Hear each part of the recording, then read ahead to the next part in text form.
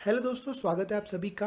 और आज हम लोग पढ़ेंगे हिस्ट्री की एनसीईआरटी, जिसमें हम लोगों ने स्टार्ट किया है क्लास 6 के लिए, जिसमें हमारा फर्स्ट चैप्टर कंप्लीट हो चुका है। आप लोग आई बटन के ऊपर क्लिक करोगे तो वो वीडियो आपको देखने को मिल जाएगा।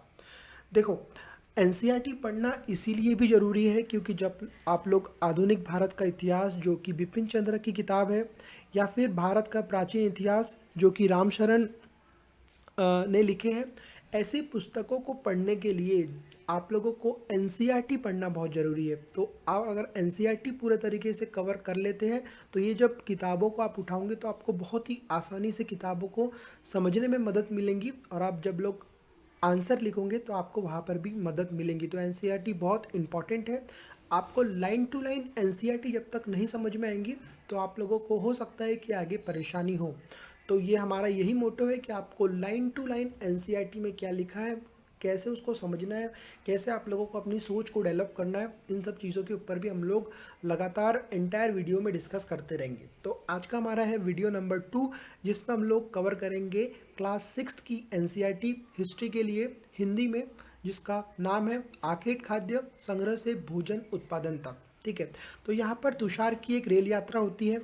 मतलब तुषार नाम का एक लड़का है जो कि अपने रिश्तेदार के घर दिल्ली से चेन्नई जा रहा है। ठीक है, जब वो रेलगाड़ी में बैठता है तो क्या होता है कि उसको एक खिड़की वाली सीट मिल जाती है। हम लोग भी क्या होता है ना, जब बचपन में रेलगाड़ी में सफ़र करते हैं तो हमारी एक सोच होती है कि हमको विंडो वाली सीट मिले, और नहीं मिलती है तो हमारे आंखों में आंसू आ जाते हैं। वैसे ही जो तुषार है उसको बहुत ही किस्मत के साथ खिड़की वाली सीट मिल गई। जब वो वहाँ से बाहर देख रहा था तो उसने जो नज़ारा देखा, उसको नज़ारा बहुत अच्छा लगा। तेज दौड़ती रेलगाड़ी से जब वो जा रहा था तो उसने देखा पेड़ पौधे, घर, खेत, खलिहान बड़ी तेजी से पीछे छूटते जा रहे हैं। तभी उसके चाचा ने उसके कंधे पर हाथ रखकर कहा, पता है, लोगों ने मात्र 150 साल पहले रेल की यात्रा शुरू की थी, बस तो इसके कुछ दशक बाद आई। तुषार सोचने लगा कि जब लोगों के पास आने जाने के लिए तेज रफ्तार वाली सवारियां नहीं थी तो क्या वे यात्रा नहीं करते थे? क्या वे अपनी सारी ज़िंदगी एक ही जगह पर बिता देते थे? नहीं, ऐसी बात नहीं है। तो आगे हम लोग देखेंगे कि कैसे उस समय पर रेलगाड़ियाँ, बसेस भी नहीं हुआ करती थी, और एटलीस्ट यहाँ पर बैलगाड़ियाँ भी नहीं होती थी। तो लोगों ने किस तरीके से एक जगह से दूसरे जगह गए, कैसे उन लोगों ने अपने खाने की व्यवस्था की, कैसे खाने की खोज की, और इन सब के परिणाम कैसे मिलते हैं, उनको हम लोग आज के इस पार्ट 2 में डिस्कस करेंगे। तो सबसे पहले हम लोग देखेंगे कि जो आरंभिक मानव है वो इधर उधर कैसे घूमते थे, है ना। तो अगर अभी आपको घूमना है तो आपके पास बहुत ही ज़्यादा चीज़ें मौजूद है जिनका उपयोग करके आप लोग घूम सकते हो। आप लोग के पास कार्स है ना, फ्लाइट्स है, आपके पास ट्रेन है, हर चीज़ आपके पास मौजूद है, जो आप लोग जब सोचो तब जाके आप इधर उधर घूम सकते हो। पर आप अगर सोचो कि 10,000 साल पहले, 20,000 साल पहले क्या हुआ होगा, तो आज हम जानेंगे कि क्या हुआ होगा 10,000 साल पहले। ठीक है, तो इस उपमहाद्वीप में 20 लाख साल पहले रहा करते थे। आज हम उन्हें आर्किटेक्ट खाद्य संग्राहक के नाम से जानते हैं। भोजन का इंतजाम करने की विधि के आधार पर उन्हें इस नाम से पुकारा जाता था। आमतौर पर खाने के लिए वे जंगली जानवरों का शिकार करते थे। अभी हमको आसानी से खाने के लिए चीज़ें मिल जाती है, पर आप सोचो कि जब उस समय पर उन लोगों को कुछ भी खाने के लिए नहीं मिलता होगा तो उनको मजबूरन जानवरों का शिकार करना पड़ता था। ऐसे में वे जानवरों का भी शिकार करते थे, और हम जानते हैं कि आर्किटेक्ट उन्हीं को कहा जाता था। मछलियाँ और चिड़िया पकड़ते थे, फल मूल, दाने, पौधे, पत्तियाँ, अंडे इकट्ठे किया करते थे। आर्किटेक्ट खाद्य संग्राहक समुदाय के लोग एक जगह से दूसरी जगह पर घूमते रहते थे। ऐसे करने के कई कारण थे। अब आप मुझे बताइए कि आप एक जगह से दूसरी जगह क्यों जाते हैं? अगर आपको लगता है कि आप एक जगह से दूसरी जगह पढ़ाई करने जाते हैं, एक जगह से दूसरी जगह आप खाने के लिए जाते हैं, एक जगह से दूसरी जगह आप लोगों से मिलने जाते हैं, तो ये तो आज की परिस्थिति है। पर आज से कितने साल पहले, आज से कितने साल पहले, 20 लाख साल पहले क्या हुआ होता होगा? तो ऐसे में उनको, उनकी जो ज़रूरतों की चीज़ें थी वो क्या थी? उनका खान पान, उनके रहने की निजी आवश्यकता थी, है ना। तो पहले कारण यही कि अगर वे जगह पर ज़्यादा दिन तक रहते थे तो आसपास के पौधों, फलों और जानवरों को खाकर समाप्त कर देते थे। आजकल क्या होता है, आप कहीं पर भी किसी भी जगह पर बहुत समय तक रहेंगे तो आप लोग धीरे धीरे धीरे धीरे धीरे धीरे वहाँ की जितनी भी संसाधन है उसका उपयोग करते जाएंगे और समय के हिसाब से वो संसाधन खत्म होते जाएंगे। वैसे ही यहाँ पर पहले यही कारण था कि अगर एक जगह पर लोग रहते थे तो वो सब चीज़ों को समाप्त कर देते थे। इतिहास और भोजन की तलाश में इन्हें दूसरी जगहों पर जाना पड़ता था। दूसरा कारण यही है कि जानवर अपने शिकार के लिए या फिर हिरन मवेशी अपना चारा ढूंढने के लिए एक जगह से दूसरी जगह जाया करते थे। इसीलिए इन जानवरों को शिकार करने वाले लोग भी इनका पीछे पीछे इनके जाते थे, है ना। उसके बाद हम लोग आगे चलते हैं। अब हमने दो कारण देख लिए, अब हम लोग देखेंगे तीसरा कारण क्या है कि पेड़ों और पौधों, फल फूल अलग अलग मौसम में आते हैं, है ना। आम के मौसम में आप लोग आम खाते हैं, है ना। आपको अलग अलग मौसम में आपको अलग अलग चीज़ प्राप्त होती है। हो सकता है क्या, जो आपको अगर ठंडी में आम खाना है तो आपको आम मिल जाए, हाँ मिल जाएंगे, पर वो जो सीज़न के आम होते हैं उनकी बात कुछ और होती है, ठीक है। तो इसीलिए लोग उनकी तलाश में उपयुक्त मौसम के अनुसार अनेक इलाकों पे घूमते थे। इसका मतलब क्या है कि अगर ये एक बहुत बड़ा क्षेत्र है तो समझ लो कि यहाँ से लोग जब यहाँ जाते थे तो वो मौसम बदल जाता था, तो ये मौसम में उनको वहाँ पर मौसम के हिसाब से चीज़ें मिल जाती थी। फिर जब वो वापस आते थे तो ये मौसम बदल के ये मौसम हो जाता था, तो आप लोगों को वो चीज़ें मिल जाती थी।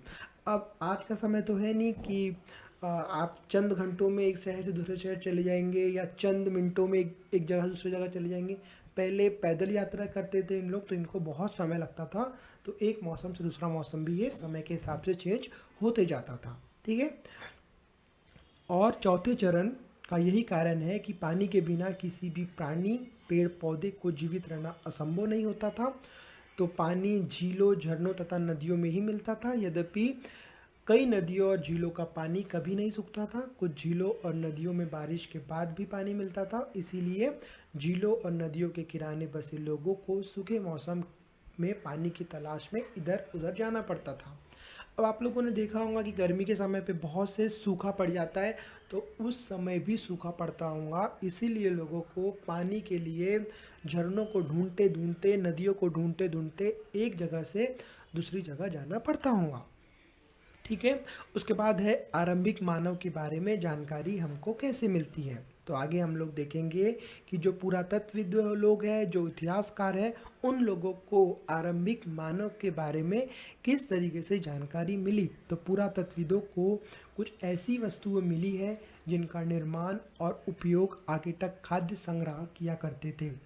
यह संभव है कि लोगों को अपने काम के लिए पत्थरों, लकड़ियों और हड्डियों के औजार बनाए हो। इनमें से पत्थरों के औजार आज भी बचे हैं, ठीक है, जो कि हमको मिलते हैं, है ना। ये प्रमाण हमको मिलते हैं कि कुछ इस तरीके से उनके औजार हुआ करते होंगे जो कि हमको मिलते हैं। तो आप लोग देख सकते हो कि पत्थरों के औजार का उपयोग बाएं में अगर आप लोग देखोगे तो इंसान के खाने योग्य जड़ों का खोदने के लिए किया जाता था, और दाएं में अगर आप देखोगे तो जानवरों की छाल के बने वस्त्रों को सिलने के लिए इसका उपयोग किया जाता था, ठीक है। तो इनमें से कुछ औजारों का उपयोग फल फूल काटने, हड्डियों और मांस काटने तथा पेड़ों की छाल और जानवरों की खाल उतारने के लिए किया जाता था। कुछ के साथ हड्डियाँ या लकड़ियों के मुट्ठे लगाकर भाले और भान जैसे हथियार बनाए जाते थे। कुछ कुछ औजारों में लकड़ियाँ काटी जाती थी। लकड़ियों का उपयोग ईंधन के साथ साथ झोपड़ियों और औजार बनाने के लिए भी किया जाता था। आपको पता है कि अभी भी अगर आप लोग गांव के क्षेत्र में जाते हो तो वहाँ पे घर घर होता है, तो घर में जो ऊपर की चीज़ें या फिर घर जो बनता है वो लकड़ियों का उपयोग करके बनता है। तो ऐसे ही लोगों ने उस समय शुरुआत किए होंगे, लकड़ियों का उपयोग करके घर बनाए होंगे, झोपड़ियाँ बनाए होंगे और औजार बनाए होंगे। इसका उपयोग करके उन लोगों ने उसको तराशे होंगे और यहाँ पर औजारें बनी होंगी। उसके बाद रहने के लिए जगह निर्धारण करना, है ना। आप लोगों को भी समय समय के हिसाब से आप लोग चाहते हो कि आप लोग एक जगह से दूसरी जगह जाओ, और वहाँ पर रहने के लिए आप लोगों को एक जगह निर्धारित करनी होती है। वैसे ही यहाँ पर भी आपको उस समय उनको निर्धारित करना होता होगा। तो अगर हम लोग मानचित्र 2 में देखें तो लाल त्रिकोण वाले स्थान के पूरा स्थल है जहाँ पर आर्किटस खाद्य संग्रहों के होने के प्रमाण मिले हैं। इनके अलावा भी और कई स्थानों पर आर्किटक खाद्य संग्रह करते थे। मानचित्र में सिर्फ कुछ गिने चुने स्थान ही चिन्हित किए गए हैं। कई पुरास्थल नदियों और झीलों के किनारे में भी पाए गए हैं। तो ये मानचित्र के हिसाब से जो यहाँ पर दिया है वो वहाँ पर बहुत सारे ऐसे अंश मिले हैं जो कि हम उनको उस ज़माने को हम लोगों ने सोचा है, लेकिन ऐसे बहुत से नदियों के किनारे भी बहुत सी ऐसी जगहों पर चीज़ें मिली हैं। ठीक है, तो अब हम चलते हैं आगे। चूँकि पत्थर के उपकरण बहुत ही महत्वपूर्ण थे, इसीलिए लोग ऐसी जगह ढूंढते थे जहाँ अच्छे पत्थर मिल सके। इसीलिए आप लोगों ने देखा होगा कि ऐसे बहुत सारे जो प्रमाण है वो पहाड़ी इलाकों से पुरातत्व और इतिहासकारों को मिले कि उनको जो पत्थर की आवश्यकता होती थी तो वो ऐसी जगह ढूंढते थे जहाँ पर पत्थर ज़्यादा हो और पत्थर उनको आसानी से मिल सके। ठीक है, तो आप लोग भीमबेटका जो कि आधुनिक में मध्य प्रदेश में स्थित है, इस पूरा स्थल पर गुफाएं व कंदराएं मिली है। लोग इन गुफाओं में इसीलिए रहते थे क्योंकि वहाँ उन्हें बारिश, धूप और हवाओं में राहत मिलती थी। ये गुफाएं नर्मदा घाटी के पास है। अब आपको बताना है, क्या तुम बता सकते हो कि रहने के लिए लोग जगह क्यों चुनी होंगी? आप लोगों के मन में आना चाहिए कि लोगों को पत्थर के नीचे या फिर पहाड़ियों के नीचे ही क्यों रहना पड़ता था और लोग उस समय के लोगों ने ऐसी ही जगह क्यों ढूंढी, ये आपके मन में क्वेश्चन आना चाहिए। तो उसका आंसर तो हमको आगे मिलेगा, पर अगर आप लोग सोच सकते हैं तो ये बहुत अच्छी बात हो जाएंगी। उसके बाद हम लोग शैल चित्रकला देखें तो इनमें हमें क्या पता चलता है। एक शैल चित्र है, ठीक है, ये क्या है, एक शैल चित्र है। ठीक है, इस चित्र के बारे में बताओ, है ना। तो जिन गुफाओं में लोग रहते थे उनमें से कुछ पर दीवारों पर चित्र मिले हैं। ये जो चित्र है, तो जहाँ पर लोग रहते थे वहाँ की जो दीवारों थी उन दीवारों पर ये चित्र ऐसे बने हुए थे। इनमें कुछ सुंदर उदाहरण मध्य प्रदेश और दक्षिणी उत्तर प्रदेश की गुफाओं में मिलते हैं। इनमें जंगली जानवरों की बड़ी कुशलता से सजीव चित्रण किया गया है। मतलब जो जंगली जानवर थे उनके बहुत सारे ऐसे चित्र वहाँ से मिले हैं। तो देख सकते हो आप लोग, ये जो पहाड़ियाँ हैं ऐसे इलाकों में वो लोग चाहते थे कि उन लोगों को ऐसी जगह मिले, क्योंकि आप लोग खुद सोचो कि ऐसी जगह अगर उन लोगों को मिल जाती हो तो बारिश आए तो ये यहाँ पर अंदर जाके सो सकते हैं। ठंडी में भी अगर आप लोग पहाड़ियों के अंदर चले जाएंगे तो आपको ठंडी कम लगेंगी। तो इसीलिए ऐसी जगहों की वो लोग खोज में लगे रहते थे। उसके बाद पुरास्थल क्या होता है? पुरास्थल उस स्थान को कहते हैं जहाँ औजार, बर्तन और इमारतें जैसी वस्तुओं के अवशेष मिलते हैं। ऐसी वस्तुओं का निर्माण लोग अपने काम के लिए किया करते थे और बाद में उन्हें वही छोड़ देते थे। यही ज़मीन के ऊपर अथवा कभी कभी ज़मीन के अंदर भी ऐसे प्रमाण मिलते हैं। कभी कभी समुद्र और नदी के तल में भी ऐसी चीज़ें पाई जाती है।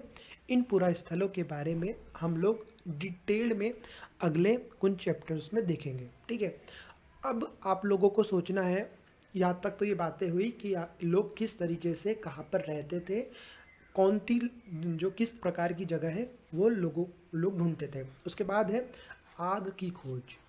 अभी अगर आप लोग देखो तो बहुत ही महत्वपूर्ण चीज़ ये है कि आग, है ना। तो ये आग उस समय में कैसे आई, लोगों ने किस तरीके से आग की खोज की, इन सब चीज़ों को अभी हम लोग यहाँ पर देखेंगे। तो मानचित्र 2 में कुरनुल गुफा ढूंढो। ठीक है, तो हमको पता है कि जो कुरनुल गुफा है वो अभी यहाँ पर है ना।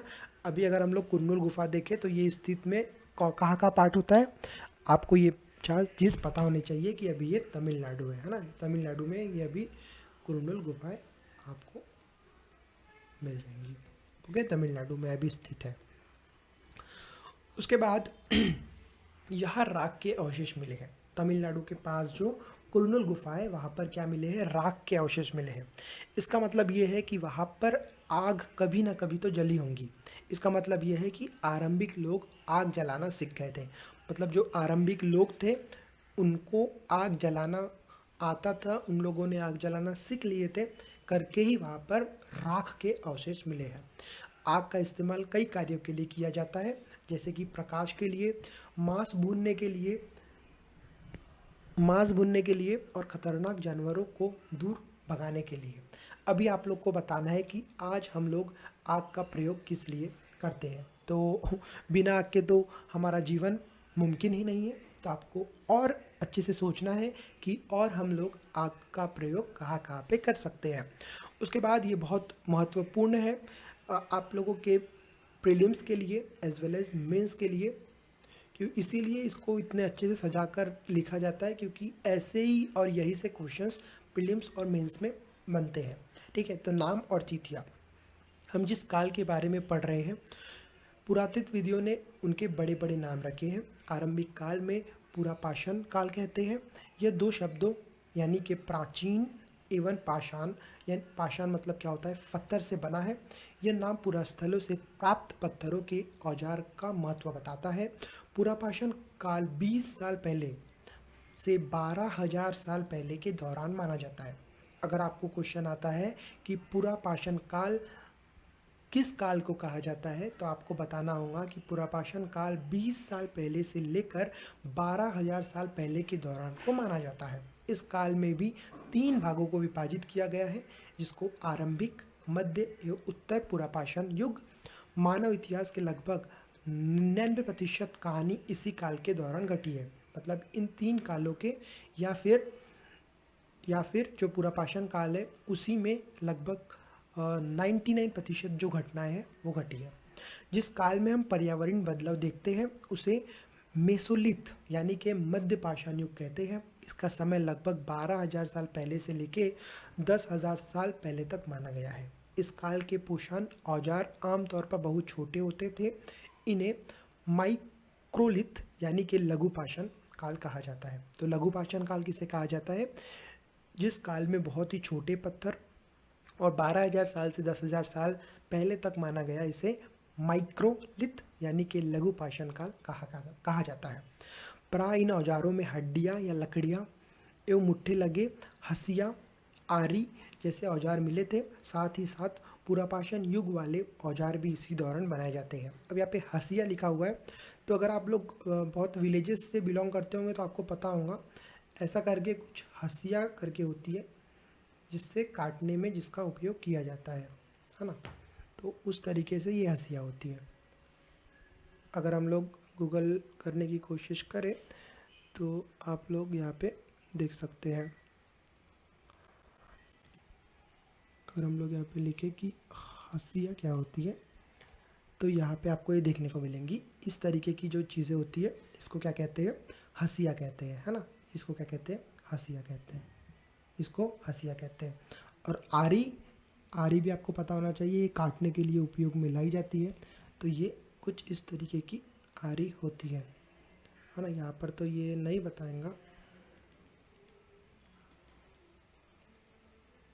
क्योंकि नहीं होगा, लेकिन मैं आपको बता देता हूँ कि आरी किस तरीके से यहाँ पे होती थी। ठीक है, तो ये ऐसी करके आरी होती है और ऐसा ऐसा ऐसा ऐसा इसमें लगा होता है, और यहाँ पे उसको पकड़ने के लिए हाथ का होता है। ओके, तो उसके बाद साथ साथ पुरापाषाण युग वाले औजार भी इस दौरान बनाए जाते हैं। अगले युग की शुरुआत लगभग 10,000 साल पहले से होती है। इसे नवपाषाण युग कहा जाता है। नवपाषाण का मतलब क्या होता होगा ये आपको बताना है। उसके बाद हमने कुछ स्थानों के नाम दिए हैं। अगले अध्यायों में तुम्हें अनेक नाम मिलेंगे। अक्सर हम पुराने स्थानों के लिए उन नामों का प्रयोग करते हैं जो आज प्रचलित है, क्योंकि हमें ज्ञात नहीं है कि उस काल में इनमें से क्या नाम रखे होंगे। ओके, तो उसके बाद बदलती जलवायु। अब देखो, समय के हिसाब से जो जलवायु है, जो मौसम है, वो भी बदलते रहता है। तो लगभग 12,000 साल पहले दुनिया की जलवायु में बड़े बदलाव आए और गर्मी बढ़ने लगी। आपको पता है कि अभी आपके मेनली 3 सीज़न होते हैं। समर का होता है ना, उसके बाद विंटर होता है, और ऐसे ही आपका एक रेनी सीज़न होता है ना। तो ऐसे ही उस समय भी जलवायु में बड़े बदलाव आए और गर्मी बढ़ने लगी। इसके परिणाम स्वरूप कई क्षेत्रों में घास वाले जो मैदान थे, जैसे कि घास वाले मैदान बनने लगे। इससे हिरन, बारहसिंहा, भेड़ बकरियां और गाय जैसे जानवरों की संख्या बढ़ी जो घास खाकर जिंदा रह सकते हैं। जो इन जानवरों का शिकार करते थे वे भी इनके पीछे पीछे गए और खाने पीने की आदतों से प्रजनन के समय की जानकारी हासिल करने लगे। हो सकता है कि जब लोग जानवरों को पकड़कर अपनी ज़रूरतें के अनुसार पालने की सोच रखते होंगे, साथ ही इस काल में मछली को भी महत्वपूर्ण स्रोत बन गई। तो जैसे जैसे जलवायु में चेंज आया, वैसे वैसे क्या हुआ, लोगों ने जैसे ही जो जगह थी वो घासों में परिवर्तित हो गई, तो लोगों ने जो पालने की जो होते हैं जानवर, उन लोगों को पालना शुरू किया। और उसी काल में जो मछली थी, लोगों ने मछलियों को पकड़ना शुरू किया और मछली भी एक महत्वपूर्ण स्रोत वहाँ पर बन गई। ठीक है, अब उसके बाद खेती और पशुपालन की शुरुआत, है ना। तो हर चीज़ तो अब चलेगा नहीं, धीरे धीरे क्या होगा, चेंजेस आते जाएंगे और लोगों की जो इच्छाएं हैं वो बढ़ती जाएंगी, लोगों की जो संतुष्टता है वो बढ़ती जाएंगी, लोगों को और चीज़ें चाहिए होंगे। तो उसके बाद खेती और पशुपालन की शुरुआत किस तरह से हुई, तो इसी दौरान उपमहाद्वीप के भिन्न भिन्न इलाके में गेहूँ और धान जैसे अनाज प्राकृतिक रूप से उगने लगे थे। शायद महिलाएं, पुरुष और बच्चों ने इन अनाजों को भोजन के लिए बटोरना शुरू कर दिया होगा। अब बहुत आम सी बात है कि अगर कहीं पर खेती हो रही है और उस समय लोगों को खाना ढूंढना होता था, तो उन लोगों ने खाना का ढूंढा होगा, बच्चों ने, महिलाओं ने और उनके साथ पुरुषों ने भी। साथ ही वे यह भी सीखने लगे होंगे कि अनाज कहाँ उगाते हैं। अगर आपको कुछ चीज़ें मिल रही है तो अगर आप उसके ऊपर सोचते हैं, ढूंढते हैं, तो आपको पता चल जाता है कि उस चीज़ का स्रोत क्या है, मतलब वो निकली कहाँ से, वो उगी कहाँ से है। और पककर तैयार होते थे, मतलब वहाँ पर लोगों ने उसको उगाना सीख लिया, फिर उसके बाद उसको पकाना भी उसको सीख लिया। उसके बाद इस प्रकार धीरे धीरे वे कृषक बने होंगे और इसी प्रकार की जो प्रोसेस हुई होंगी, उसके बाद उन लोगों वहाँ पर किसान बनना शुरू हो गए होंगे या फिर कृषक बनना शुरू हो गए होंगे। तो इसी तरह लोग अपने घरों के आसपास चारा रखकर जानवरों को आकर्षित करते थे, जो कि अभी भी होता है, उन्हें पालतू बनाया होगा। तो ये सब चीज़ों को अगर आपको महसूस करना है तो आप लोग गाँव घूम के आइए, ये सब चीज़ें अभी भी वहाँ पर होती हैं। पर बहुत से इंडस्ट्रियल के कारण गाँव को उजाड़ा जा रहा है, पर हमारी संस्कृति है। तो कई गाँव अभी भी आप लोग जा सकते हो, जहाँ पे आपको अभी भी इन सब चीज़ों को देखा जाएगा कि कैसे चारा रखकर जो पालतू जानवर है उनको आकर्षित किया जाता है। तो सबसे पहले जिस जंगली जानवर को पालतू बनाया गया वो कुत्ते या जंगली पूर्वज था। धीरे धीरे लोग भेड़, बकरी, गाय और सूअर जैसे जानवरों को भी अपने घरों के नज़दीक आने को उत्साहित करने लगे। ऐसे जानवर झुंड में रहते थे, आपको पता है, जैसे कि आपकी यहाँ पर जो हिरन हो गई, ये भी झुंड में रहती है ना। उसके बाद आपकी जो बकरी हो गई, ये भी झुंड में रहती है ना। अभी तो इसको लोग पालते हैं करके ये एक एक आपको दिखेंगी, लेकिन बहुत समय पर ये सब भी चीज़ें झुंड में रहा करती थी और वे ज़्यादातर घास खाते थे। आपको पता है हिरन भी ज़्यादातर घास खाती है, बकरी, बारह से, ये सब चीज़ें घास खाती थी। अक्सर लोग अन्य जंगली जानवरों के आक्रमण से इनकी सुरक्षा किया करते थे और इस तरह धीरे धीरे पशुपालक बने होंगे। तो इस तरह की चीज़ों को लोगों ने अडॉप्ट किया होगा, इन सब चीज़ों को लोगों ने ढूंढा होगा और लोग पशुपालक बन गए होंगे। ठीक है, अब एक क्वेश्चन है आपके लिए, क्या तुम बता सकते हो कि सबसे पहले कुत्तों को ही पालतू क्यों बनाया गया। आज आप देखते होंगे लगभग सभी घरों में कुत्तों को पाला जाता है। तो आप ये क्वेश्चन का आंसर ज़रूर दें कि कुत्तों को ही पालतू क्यों बनाया होगा, बकरियों को इतना ज़्यादा क्यों पालतू नहीं बनाया होगा, हिरन को या कोई और जानवरों को क्यों नहीं बनाया होगा, मेनली कुत्तों को ही क्यों बनाया होगा, ये आपको बताना है। उसके बाद जो घेरलूकरण की प्रक्रिया थी, जैसे कि लोगों द्वारा पौधे उगाना, जानवरों की देखभाल करना, है ना, घरेलूकरण की प्रक्रिया का नाम दिया जाता है। इसे क्या कहते हैं, घरेलूकरण की प्रक्रिया। किसे घरेलूकरण की प्रक्रिया कहते हैं, लोगों द्वारा पौधे उगाना और जानवरों की देखभाल करना, इसे घरेलूकरण की प्रक्रिया कहते हैं। अपनाए गए पौधे तथा जानवर अक्सर जंगली पौधों तथा जानवरों से भिन्न होते हैं। इसकी वजह से यह कई प्रक्रिया के तहत अपनाए गए पौधों और जानवरों को लोग चयन करते हैं। उदाहरण के तौर पर अगर हम लोग देखें तो यही पौधों तथा जानवरों का चयन करते हैं जिनके बीमार होने की संभावना कम होती है। यही नहीं, लोग उन्हें पौधों को चुनते हैं जिनके बड़े दाने अनाज पैदा होते हैं। अब बहुत आम सी बात है, आप उन्हीं चीज़ों को उगाएंगे या उन्हीं चीज़ों के ऊपर काम करेंगे जहाँ पर आपको ज़्यादा चीज़ें मिल रही है साथ ही जिनकी मजबूत डंठलें अनाज एवं पक्के दानों का भार संभाल सके, ऐसे पौधों के बीजों को संभाल कर रखा जाता था ताकि फिर से उगाने के लिए उसमें गुण सुरक्षित हो सके, है ना। तो आपको पता है कि अभी भी अगर आपको चावल की खेती करना है या फिर आपको गेहूं की खेती करना है, बाजरा उगाना है, ज्वार उगाना है, तो आपको उनके जो अ, अ, अनाज है उनको आपको प्रिजर्व करके रखना पड़ता है कि उसको हम अगले सीज़न में फिर से उगाएं। ये जो लोग किसानी करते हैं वो लोग या फिर जो किसान के घरों से जुड़े होते हैं वो लोग इसको अच्छे से समझ सकते हैं कि कैसे उनको सुरक्षित करके रखना होता है। तो उन्हीं जानवरों को आगे प्रजनन के लिए चुना जाता है जो आमतौर पर अहिंसक होते हैं। इसीलिए हम देखते हैं कि पाले गए जानवरों तथा कृषि के लिए अपनाए गए पौधों जंगली जानवरों तथा पौधों से धीरे धीरे भिन्न होते गए। मिसाल के तौर पर जंगली जानवरों की तुलना में पालतू जानवरों के दांत और सींग छोटे होते हैं। इन्हीं दांतों को अगर हम लोग देखें तो इनमें से कौन से जंगली सूअर का है और कौन से पालतू सूअर का है हम लोग बहुत आसानी से बता सकते हैं। देखो, पालतू सूअर जो होते हैं वो कुछ भी खा लेते हैं, पर जंगली नहीं खाते हैं, तो उनके जो दांत हैं वो नुकीले होते हैं क्योंकि उनको शिकार करना होता है और वो शिकार करते करके उनके दांत नुकीले रह जाते हैं। लेकिन जो जंगली नहीं होते हैं उनके इस तरीके से होते हैं, जो कि आज भी आप लोग देखोगे आपको जंगलों में जंगली और जो जो शहरों में आपको दिखेंगे वो भी यहाँ पर आपको उसके प्रमाण मिल जाएंगे। तो ये प्रक्रिया पूरी दुनिया में धीरे धीरे चलती रही, करीब 12,000 साल पहले शुरू हुई थी। वास्तव में आज हम जो भोजन करते हैं वो इसी प्रक्रिया की वजह से है। तो आज हम लोग जो भी चीज़ें करते हैं वो हमारे पूर्वजों के कारण है, क्योंकि उन्होंने उस समय उन चीज़ों को शुरुआत किया, उन चीज़ों की खोज की करके आज हम लोग जो भी अनाज दाना या जो भी हम लोग खा रहे हैं वो आज उन्हीं के बदौलत यहाँ पर हमको मिली है। ठीक है। उसके बाद हम देखें कि जो इस प्रक्रिया की वजह से है, कृषि के लिए अपनाई गई सबसे प्राचीन फसलों में गेहूं तथा जौ आते हैं। तो आपको यहाँ पर पूछा जा सकता है कि सबसे ज़्यादा प्राचीन फसलें कौन सी है, तो गेहूं तथा ज्वार है।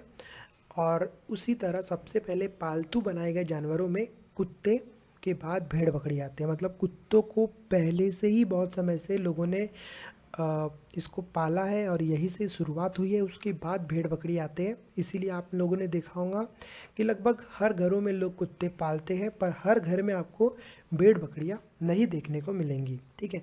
उसके बाद अनाज के जो उपयोग है वो किस तरीके से किए जाते हैं, तो देखो, बीज आपको सेव करके रखना होगा, है ना। उसके बाद खाद्य के रूप में, फिर उसके बाद उपहार के रूप में और भंडारण के रूप में इन लोग अनाजों को सेव करके रखते थे। ठीक है। अब हम देखते हैं कि एक नई जीवन शैली किस तरीके से यहाँ की शुरुआत होती है। ठीक है। तो देखो, तुम किसी पौधों के बीज को बो कर देखो। आप जैसे एग्जाम्पल के तौर पे ज़मीन पर कोई पौधों को अगर बोएंगे तो उसको क्या होता है, कुछ समय लगता है ना। कुछ समय एकदम से नहीं उग जाता है।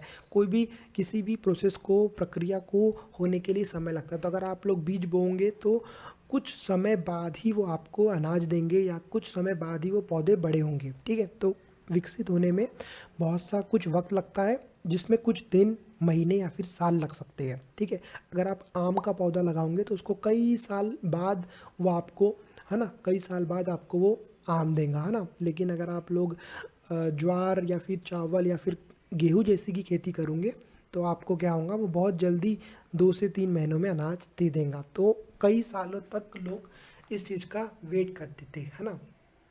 तो बहुत समय इसीलिए जब पौधे उगने लगते थे उनकी देखभाल के लिए एक ही जगह पर लंबे समय तक रहना पड़ता था। तो इसीलिए हमको जो आज प्रमाण मिले हैं, बहुत समय तक लोग वहाँ पर रहते थे, क्योंकि आपको पता है कि जो बहुत सारे ऐसे पौधे होते हैं जिनको उगने के लिए सालों लगते हैं। तो एक ही जगह पर बहुत सारे समय तक लोग वहाँ पर रहा करते थे, क्योंकि उनको पेड़ लगाने के बाद उस पेड़ का फल उनको खाने के लिए उसका वेट करना होता था। तो बीज बोने से लेकर फसलों पकने तक पौधों की सिंचाई करने, खरपतवार हटाने, जानवरों और चिड़िया से उनकी सुरक्षा करने जैसे बहुत से काम शामिल थे। कटाई के बाद अनाज का उपयोग बहुत संभाल कर करना पड़ता था। अनाज को भोजन और बीज दोनों ही रूपों में बचा कर रखना आवश्यक था। इसीलिए लोगों ने इसे भंडारण की बात सोचनी पड़ी। इसीलिए लोग क्या करते थे कि बहुत समय लगता था चीज़ों को उगाने के लिए समय के हिसाब से। जैसे हमको आज भी पता है कि अगर चावल किसी सीज़न में उग रहा है, लेकिन तो हम चावल तो पूरे साल भर खाते हैं, लेकिन वो उगता तो एक सीज़न में है। इसीलिए उस समय पर भी लोग उसको बचा कर रखते थे, उसको सेव करके रखते थे, इसलिए उसका भंडारण करते थे। और आज भी वही प्रोसेस हम लोग सेम कर रहे हैं। कितना भी समय क्यों ना गुजर जाए, जो हमारे पूर्वजों ने हमारे लिए किया है, जो उन्होंने शुरू किया है, वो बहुत सी चीज़ें आज भी हम उनको फॉलो करते हैं। ठीक है। तो लोगों ने मिट्टी के बड़े बड़े बर्तन बनाए, है ना। पहले क्या होता था, अभी आप लोगों ने देखे होंगे कि बहुत कम हो गया है कि जो मिट्टी के बर्तन में लोग खाना पकाते हैं, पर ऐसे उस समय बहुत होता था। ठीक है। टोकरियाँ, अभी आप लोगों ने देखा होगा टोकरियों में आम रहते हैं, तो टोकरियाँ या फिर बुनी, उसको बुनना पड़ता है ना, उसको बुनना या फिर ज़मीन में गड्ढा खोदा। तुम्हें क्या लगता है कि शिकारी या भोजन संग्रह करने वाले बर्तन बनाते और उनका प्रयोग करते होंगे, मतलब कहाँ पर करते होंगे? उनका जवाब और उनका कारण भी आपको बताना होगा, जो मैंने आपको लगभग बता दिया है, पर आप लोग एक बार उसको सोच सकते हो। उसके बाद जानवर, चलते फिरते खाद्य भंडार। जानवर बच्चे देते हैं, इसकी संख्या बढ़ती है। आपको पता है कि अगर आप एक एक बकरी खरीदते हैं तो वो बच्चे देंगी, तो ऐसी बहुत सारी बकरियां हो जाती है ना। बहुत सारी बकरियां हो जाती है, फिर वो बच्चे देती है, फिर वो, तो उस समय भी उनकी संख्या बढ़ती जाती है। अगर जानवरों की देखभाल किया जाए तो उनकी संख्या बढ़ती है। अगर उनकी हम सही तरीके से केयर करते हैं, उनकी देखभाल करते हैं, तो एक आम सी बात है कि वो बढ़ते जाते हैं। साथ ही उनके दूध भी प्राप्त हो सकता है, और उन्हीं से हम दूध प्राप्त कर सकते हैं, जो कि आज भी हम कर रहे हैं। 10,000 से ज़्यादा साल हो चुके, पर भी आज भी हम इसका प्रयोग कर रहे हैं, जो भोजन का एक अच्छा स्रोत है। यही नहीं, जानवरों से हमें मांस भी मिलता है। दूसरे शब्दों में पशुपालन भोजन के भंडारण का एक तरीका है। ठीक है। उसके बाद भोजन के अतिरिक्त जानवरों से और क्या क्या मिल सकता है, ये आपको बताना है। आज जानवरों का उपयोग हम किस लिए करते हैं, आपको ये भी बताना है। उसके बाद हम देखते हैं कि जो प्रारंभिक कृषकों और पशुपालकों के बारे में हम पता करेंगे। तो मानचित्र अगर हम लोग दो में देखें, तो क्या तुम कई नीले वर्ग दिख रहे हैं, जैसे हमको यहाँ पे नीले वर्ग दिख रहे थे, तो इनमें से प्रत्येक बिंदु उस जगह को दर्शाता है जहाँ पुरातत्वविदियों को शुरुआत कृषकों और पशुपालन के लिए साक्ष्य मिले हैं। तो आप लोग ये क्लास होने के बाद उस मैप को अच्छे से आपको देखना है, तो आपको समझ में आएगा कि कहाँ कहाँ पर आपको प्रमाण मिले हैं कृषकों के, पशुपालकों के होने के साक्ष्य भी आपको यहाँ पर मिले हैं। ठीक है। ये पूरे उपमहाद्वीप में पाए गए हैं। ये सभी लगभग जितनी भी चीज़ें यहाँ पर मिली है वो सब उपमहाद्वीप में मिली है। इनमें सबसे महत्वपूर्ण पश्चिमोत्तर क्षेत्र में, आधुनिक कश्मीर में ऊपर के तरफ, और पूर्वी दक्षिण भारत में पाए गए हैं। ठीक है। वास्तव में निर्दिष्ट स्थान कृषकों और पशुपालकों की बस्तियाँ थी या नहीं, इसे जांचने के लिए वैज्ञानिक खुदाई में मिले पौधों और पशुओं की हड्डियों के नमूनों का अध्ययन करते हैं। तो वे किस तरीके से वहाँ पे बस्तियाँ थी, उनके घर थे, घर नहीं थे, तो इन सब चीज़ों का जो परिणाम है या उन सब चीज़ों का जो प्रूफ है, वो इनकी खुदाई करने के बाद, उनको जांचने के लिए करने के बाद, और पौधों पशुओं की हड्डियों से पता चल जाता है कि वो उस तरीके के, तो वहाँ पर क्या हुआ होगा, कैसे बस्तियाँ थी, कैसे घर होंगे।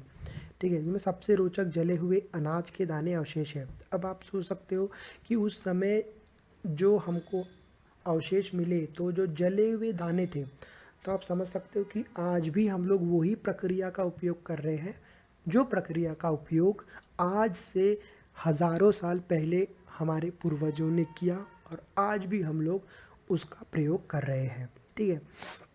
ऐसा लगता है कि ये गलती या फिर जानबूझकर जलाए गए होंगे। जो अनाज को एक तो गलती से उन लोगों ने जलाए होंगे, या फिर जानबूझकर उनको खाना खाना होता होगा करके उन्होंने इन अनाजों को जलाए होंगे। तो वैज्ञानिक इन अंदाज के दोनों की पहचान कर सकते हैं। इसी तरह से हम पता चलता है कि उपमहाद्वीप के विभिन्न भागों में बहुत भारी फसलें उगाई जाती होंगी। वैज्ञानिक विभिन्न जानवरों की हड्डियों का भी पहचान कर सकते हैं। तो आपको पता है कि हड्डियों का उपयोग करके बहुत सारी खोज की जा सकती है, और बहुत पुराने पुराने समय की चीज़ों को पता किया जा सकता है। ठीक है। अब हम देखेंगे कि स्थायी जीवन की ओर। तो उसके बाद पुरातत्वविदों को कुछ पुरास्थलों पर झोपड़ियाँ एवं घर के निशान भी मिले हैं, है ना। तो जो पुरातत्व लोग हैं, जो लोग इसकी खोज करते हैं, उनको झोपड़ियाँ और घरों के निशान मिले हैं। जैसे कि बुर्ज होम अगर आप देखोगे वर्तमान में जो कश्मीर में है, कि लोग गड्ढे के नीचे घर बनाते थे, जिन्हें गर्तवास कहा जाता था। गर्तवास किसे कहा जाता है? जो लोग गड्ढों के नीचे घर बनाते हैं उसे गर्तवास कहा जाता है। तो इनमें से उतरने के लिए सीढ़ियाँ भी होती थी, है ना, नीचे जाने के लिए सीढ़ियाँ होती थी, और इससे उन्हें ठंड के मौसम में सुरक्षा मिलती होंगी, जो भी हमने अभी थोड़ी देर पहले ही डिस्कस किया कि अगर हम लोग पहाड़ी में, उन लोग अगर उस समय पर पहाड़ियों के नीचे रुकते होंगे, रहते होंगे, तो उनको ठंडी में या फिर बारिश में उसकी बहुत सी सुरक्षाएं उनको प्राप्त होती होंगी। फिर पुरातत्वविदों ने झोपड़ियों के अंदर और बाहर दोनों ही स्थानों पर आग जलाने की जगह मिली। मतलब जैसे पहाड़ियाँ हैं तो पहाड़ियों के अंदर भी और पहाड़ियों के बाहर भी जो जलाने की आवश्यक चीज़ें हैं वो मिली। इसका मतलब ये है कि वो लोग समय के हिसाब से बाहर में भी खाना बनाते होंगे और जो पहाड़ियों के अंदर भी खाना बनाते होंगे। ठीक है। बहुत सारी जगहों पर पत्थरों से औजार मिले हैं। इनमें से कई ऐसे हैं जो कि पूरा पाषाणयुगीन उपकरणों से भिन्न है, इसीलिए इन्हें नवपाषाण युग कहा या फिर माना जाता है। इनमें से वे भी औजार हैं जिनकी धार और अधिक पैना करने के लिए उन्हें पॉलिश चढ़ाई जाती थी। ओखली और मुसल का प्रयोग अनाज तथा वनस्पतियों से प्राप्त अन्य जीवों को पीसने के लिए किया जाता था। अब ये ओखली और मुसल क्या है ये हम एक बार देख लेते हैं और आपको ये समझ में भी आ जाएगा कि ये क्या है। ठीक है, ओखली, मुसल और ओखली। हाँ, तो ये देखो, ये जो ओखली और मुसल ये आपको इस तरीके से देखने को मिल जाएगा। अभी इसका अपडेट वर्जन ये हो चुका है, पर ये बहुत समय पहले से इन सब चीज़ों का उपयोग अभी भी अगर गाँव वगैरह में जाते हो तो ये आपको देखने को मिलेंगे। ठीक है। फिर उसके बाद वनस्पतियों के प्राप्त अन्य चीज़ों को पीसने के लिए, जैसे आपने देखा, उनका पीस के उन लोग उपयोग कर लेते होंगे। उसी तरह प्राचीन प्रस्तयुगीन औजारों का निर्माण और प्रयोग लगातार होता रहा है। कुछ औजार हड्डियों से भी बनाए जाते थे, जो हड्डियाँ थी उनसे भी औजार बनाए जाते थे। ठीक है, तो ये आपको दिख रहा होगा पत्थर, इसको कैसे इन लोगों ने नुकीला बना दिए हैं, जिससे किसी भी चीज़ों को काट सकते हैं। ये नुकीला नहीं है तो इसका उपयोग कहीं और होता होगा। ये हल्का हल्का नुकीला है तो इसका उपयोग कहीं और होता होगा।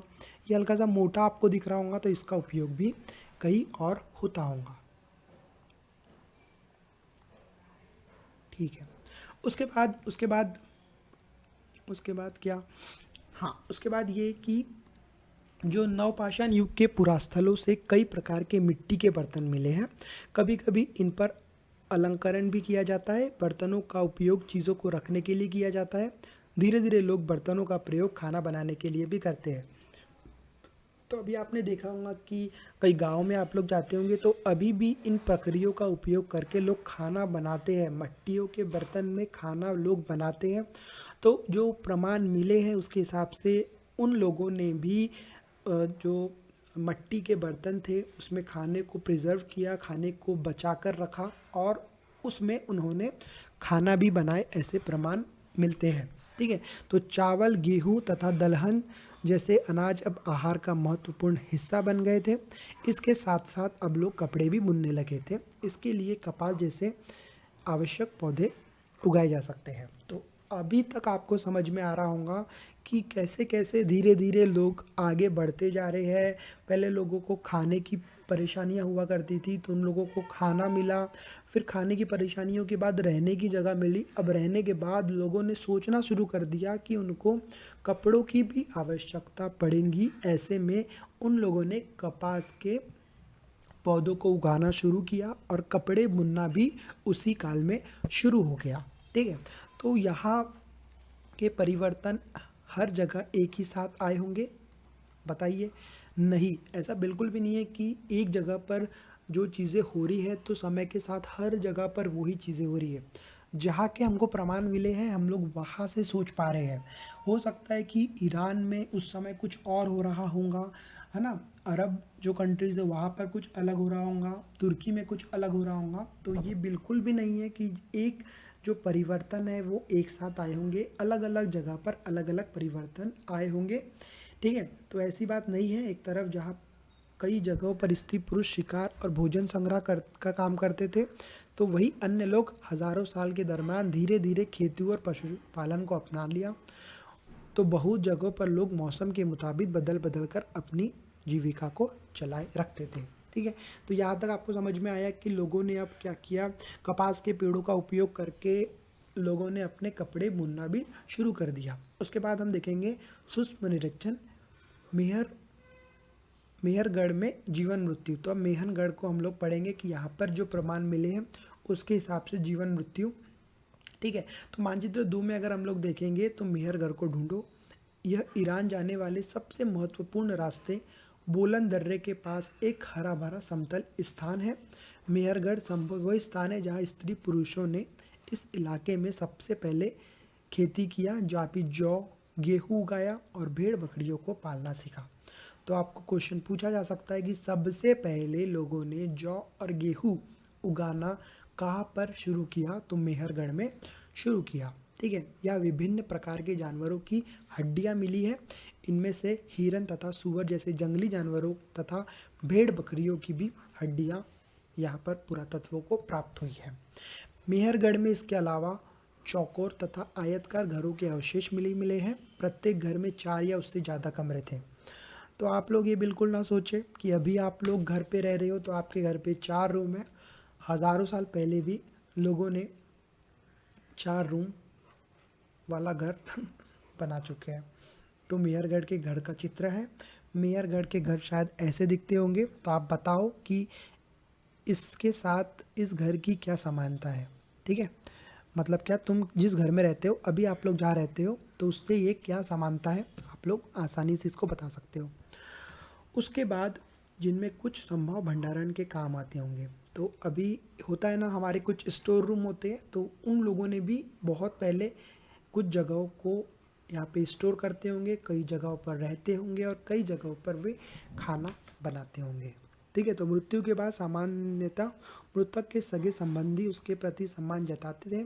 लोगों की आस्था है कि मृत्यु के बाद भी जीवन होता है। तो उस समय की लोगों की आस्था थी कि जब कोई मर जाता है तो उसके बाद भी उनका जीवन होता है। इसीलिए जो कब्र है उसके साथ वहाँ पर उनके सामान भी रखे जाते थे। मतलब जब किसी की मृत्यु हो जाती थी तो उनको जब कब्र में गड़ाया जाता था, कब्र मतलब जहाँ पर लोगों को गड़ाया जाता है उसे कब्र कहते हैं। तो उनके साथ उनके जो सामान थे वो भी रखा जाता था और वो इस मान्यता के साथ रखा जाता था कि लोगों को का जो जीवन है वो आगे भी मरने के बाद भी होता है। तो मेहरगढ़ में ऐसी कई कब्रें मिली हैं जहाँ एक कब्र में मृतक के साथ एक बकरी को भी दफनाया जाता था। संभव इस परलोक में मृतक के खाने पीने के लिए रखा गया होगा। ठीक है, परलोक में जब वो जाएंगे तो उनके खाने के लिए इसको रखा होगा। तो आप चित्र से समझ सकते हैं कि यहाँ पर किस तरीके से ये एक स्केल्टन यहाँ पे मिला है और बाजू में ही बकरी की भी यहाँ पे चीज़ें मिली है। ठीक है, तो लोगों की आस्था के हिसाब से चीज़ें हैं।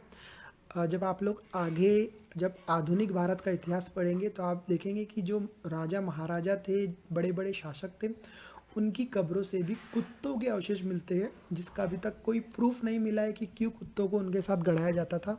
पर ऐसी बहुत सारी कब्र मिली है जहाँ पर एक शासक के साथ उसके कुत्ते को भी वहाँ पर गड़ाया गया है। ठीक है, तो आज के जो उपयोगी शब्द हैं वो आप लोगों को अगर मैंने समझाया तो आपको ये सब चीज़ समझना चाहिए कि संग्रह क्या होते हैं, पुरास्थल, उद्योग स्थल, आवासीय स्थल, जो कि आपको अभी याद करना है। आप बताएंगे कि मध्य पाषाण क्या होता है, लघु पाषाण क्या होता है, कृषक क्या होता है, पशुपालक क्या होता है, नवपाषाण युग क्या होता है, या फिर कब्र क्या होती है, जो कि हम लोगों ने की है। अब आपको एक कल्पना करना है कि 12,000 साल पहले पत्थर की एक गुफा में रहते हो आप लोग। तो पृष्ठ 13 पर देखो, तुम्हारे मामा गुफा की एक भीतरी दीवार पर चित्र बना रहे हैं और तुम उनकी सहायता के लिए क्या करना चाहोगे? तुम रंग बनाओगे, रेखाएं खींचोगे या फिर उनमें रंग भरोगे? तुम्हारे मामा तुम्हें कौन सी कहानियाँ सुनाएंगे? तो आपको एक कल्पना करना है कि आप एक पहाड़ी में रह रहे हो, वहाँ पर आपके मामा एक पहाड़ी के दीवार पर चित्र बना रहे हैं। तो चित्र जब वो बना रहे हैं तो आप उनकी क्या सहायता करोगे, या फिर आपके जो मामा है वो आपको किस तरह की कहानियाँ सुनाते हैं? तो वो आपको यहाँ पे एक कल्पना करना है। उसके बाद आप लोगों को याद करना है कि ये जो खाली स्थान है इसको आप लोगों को भरना है। उसके बाद ये आपको भरना है। और खेती करने वाले लोग एक ही स्थान पर लंबे समय तक क्यों रहते थे, हमने देखा है। ये भी आपका जो प्रश्न है वो सॉल्व हो जाना चाहिए। उसके बाद पुरातत्वविद ऐसा क्यों मानते हैं कि मेहरगढ़ के लोग केवल शिकारी थे और बाद में उनके पशुपालन ज़्यादा महत्वपूर्ण हो गया, ये भी आप लोगों को बताना है। तो जब भी हम लोग लेक्चर हमारा कंप्लीट होता है तो इन क्वेश्चंस को आप लोग एक बार देख लो, हो सके तो आप इसका उत्तर लिखना भी शुरू कर दो, क्योंकि आगे में आपको उत्तर लिखना है। तो आपकी अभी से जो प्रक्रिया है उत्तर लिखने की वो शुरू हो जानी चाहिए, कि आने वाले समय पर आपको परेशानियां ना हो। क्योंकि आप अगर छोटे छोटे क्वेश्चन से शुरुआत करेंगे तो आपको जब बड़े बड़े क्वेश्चंस लिखना होगा, बड़े बड़े उत्तर लिखना होगा, तो आप लोग आसानी से उसको पूरे डाटा को कलेक्ट करके बहुत ही सुंदर सा जो आंसर है वो लिख पाएंगे। ठीक है, तो कुछ चीज़ें हैं, कुछ महत्वपूर्ण तिथि है, जैसे कि मध्य पाषाण युग 12,000 से 10,000 साल पहले, बसने की प्रक्रिया का लगभग 12,000 साल पहले, नवपाषाण युग का आरंभ 10,000 साल पहले, और मेहरगढ़ में बस्ती का आरंभ लगभग 8,000 साल पहले हुआ था। तो ये आपको याद रखना है, क्योंकि प्रीलिम्स और मेंस के लिए बहुत महत्वपूर्ण है। ठीक है, उसके बाद आप लोगों को ये करके कुछ देखना है। तो आज के लिए इतना ही। हम लोग अगले लेक्चर में मिलेंगे चैप्टर नंबर 3 के साथ। तो हमारा जो थर्ड चैप्टर है वो है वो है आरंभिक नगर। तो वहाँ से हम लोग शुरुआत करेंगे कि आरंभिक नगर कैसे बने। तो अभी तक आपको कहानी समझ में आई होंगी कि कैसे लोगों ने शुरुआत किए, कैसे लोगों ने किसानी कृषक किए, कैसे लोगों ने जानवरों को पाले, किन जानवरों को पाले। तो ये सब चीज़ें आपके मन में आ रही होंगी, तो आप लोग इसको एक बार रिवाइज़ करो और ये कहानियों को अपने मन में दोहराओ कि और सोचो नई नई चीज़ों को कि सच में उस समय क्या हुआ होगा, कैसे हुआ होगा और क्यों हुआ होगा। तो अगले वीडियो में प्रारंभिक नगर के साथ हम लोग फिर मिलेंगे। जब तक के लिए जय हिंद, जय भारत।